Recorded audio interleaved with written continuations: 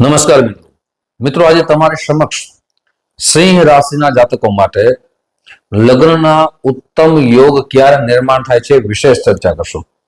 સાથે તમારી જન્મકુંડળીના આધારો પર પણ તમારા ક્યારે લગ્ન યોગ ખૂબ જ ઉત્તમ બને છે તે પણ વિશેષ ચર્ચા કરશું.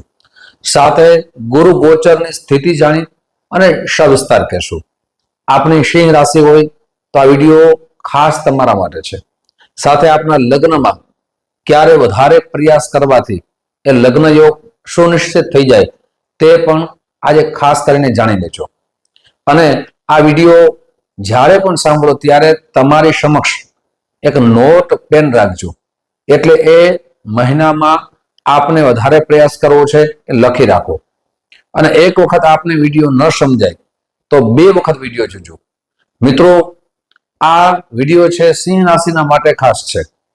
શરૂઆત કરશું પહેલા તમારી જન્મકુંડળીના આધાર ઉપર. આપની સિંહ રાશિ હોય તો આપને આપની જન્મકુંડળી જોવાની છે. જન્મકુંડળીમાં ગુરુની સ્થિતિ જોવાની છે. 2026માં ગુરુ ભગવાનની સ્થિતિ છે એ 3 વખત પરિવર્તન થશે. પહેલો માસ એટલે જાન્યુઆરી માસથી લઈ અને 5મા માસ એટલે મે માસ સુધી બૃહસ્પતિ છે એ મિથુન રાશિમાં રહેશે, ત્રીજી રાશિમાં રહેશે. સાથે મે મહિનાથી ચાલુ થઈ એટલે કે જૂન માસથી ચાલુ થઈ અને 10મા માસ સુધી બૃહસ્પતિ છે એ કર્ક રાશિમાં રહેશે. અને છેલ્લા 2 માસ એટલે કે નવેમ્બર માસ અને ડિસેમ્બર માસમાં બૃહસ્પતિ છે એ સિંહ રાશિમાં આવી જશે. આ ત્રણેય સ્થિતિમાં જો તમારી જન્મ કુંડળીમાં હું જેવા કહેવા જઈ રહ્યો છું એ ગુરુની સ્થિતિ હશે તો તમારા લગ્ન પાક્કા થવાના યોગ નિર્માણ થઈ રહ્યા છે. સાથે રાશિ પ્રમાણે પણ ચર્ચા કરશું. તો મિત્રો, હવે વાત કરીએ ખાસ કરીને આપની જન્મ પત્રિકા. જો આપની જન્મ કુંડળીમાં ગુરુ કયા અંક ઉપર છે, કઈ રાશિ ઉપર છે એ આપણે ખાસ કરીને જોવાનું છે. તો જો તમારી જન્મ કુંડળીમાં, જન્મ કુંડળી એટલે કે લગ્ન કુંડળી, જેને લગ્ન કુંડળી કહેવામાં આવે છે, એમાં ગુરુની સ્થિતિમાં જો 3 નંબરની રાશિમાં હશે એટલે કે મિથુન રાશિમાં હશે, 7મી રાશિ તુલા રાશિમાં હશે, ત્રીજી રાશિ ધનુ રાશિમાં હશે અને ચોથી રાશિ એટલે કે કુંભ રાશિ, આ 4 રાશિમાંથી એક રાશિમાં ગુરુ ઉપસ્થિત હશે તો એક પહેલો મહિનાથી લઈ અને 5મા મહિના સુધી લગ્ન થવાના ઉત્તમ અને શ્રેષ્ઠ યોગ નિર્માણ થઈ રહ્યા છે.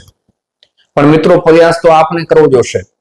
ઘણી વખત એવું થઈ રહ્યું છે કે માતા પિતાની ઈચ્છા બહુ હોય કે મારો દીકરો ઉંમરલાયક થઈ ગયો છે, મારી દીકરી ઉંમરલાયક થઈ ગઈ છે, તેના લગ્ન કરીએ.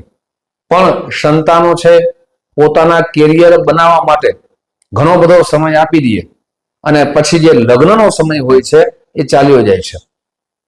કેરિયર બનાવવું ખૂબ સારી વાત છે, પણ સમય સાથે લગ્ન પણ કરવા જોઈએ.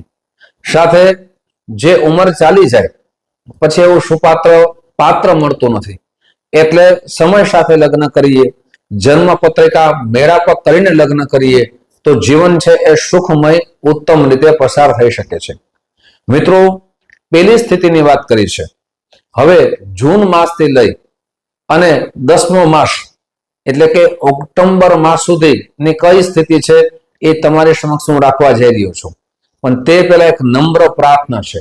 મારા નવા મિત્રો આ વિડીયો જોઈ રહ્યા છો, મિત્રો આ વિડીયો તમને ગમે તો જરૂર ને જરૂર લાઈક કરજો, શેર કરજો. સાથે મિત્રો, આ ગોચર ગ્રહો સ્થિતિ પ્રમાણે આપણે સમક્ષ રાખીએ છીએ, જન્મકુંડળી પ્રમાણે રાખીએ છીએ, ચંદ્ર રાશિ ઉપર રાખીએ છીએ. પણ આપની જન્મકુંડળીમાં જો ગ્રહોની સ્થિતિ સારી ન હોય તો એ યોગ છે શુભ પરિણામ આપતું નથી. એટલે તમારી જન્મકુંડળીમાં ગુરુની સ્થિતિ જોવી પણ જરૂરી છે, 7મ ભાવ જોવો પણ જરૂરી છે. જો અશુભ યોગનું નિર્માણ થતું હોય તો લગ્ન યોગમાં કોઈ પણ રીતે ફળ મળતું નથી. આપણે આપની જન્મકુંડળી બતાવવી હોય તો અહીં નંબર દેવામાં આવ્યા છે. આ નંબરની અંદર તમારું નામ, જન્મ તારીખ, જન્મ સમય, જન્મ સ્થળ લખીને મોકલી આપશો. WhatsApp નંબરમાં સુનિશ્ચિત દક્ષિણા આપ ગૂગલ પે કરી દેશો એટલે આપને એપોઇન્ટમેન્ટ દેવામાં આવશે. આપને સમય દેવામાં આવશે. એ સમયે કોલ કરશો એટલે આપની કુંડળી વિશે માહિતી દેવામાં આવશે.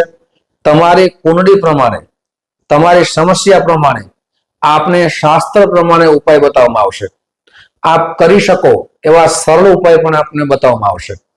ખાસ કરીને મિત્રો નોંધ કરી લેજો કે જ્યોતિષ જોવાનો સમય, એપોઇન્ટમેન્ટ લેવાનો સમય સવારે 10 વાગ્યાથી લઈ બપોરના 1 વાગ્યા સુધી છે. સાંજે 5 વાગ્યાથી લઈ રાત્રે 9 વાગ્યા સુધી છે. મિત્રો આ સમય કોલ કરીને આપણી એપોઇન્ટમેન્ટ નોંધાવી શકો છો. મિત્રો હવે બીજી સ્થિતિની આપણે ચર્ચા કરીએ. જો તમારી જન્મ કુંડળીમાં, મિત્રો યાદ રાખો, તમારી જન્મ કુંડળીમાં ખાસ કરીને નંબર જોજો અને ગુરુની સ્થિતિ છે પરિવર્તન થશે. એટલે કે 6થા માસથી લઈને 10મા માસ સુધી ગુરુ છે એ કર્ક રાશિમાં આવશે, ઉચ્ચ રાશિમાં આવશે, વિશેષ ફળ આપશે.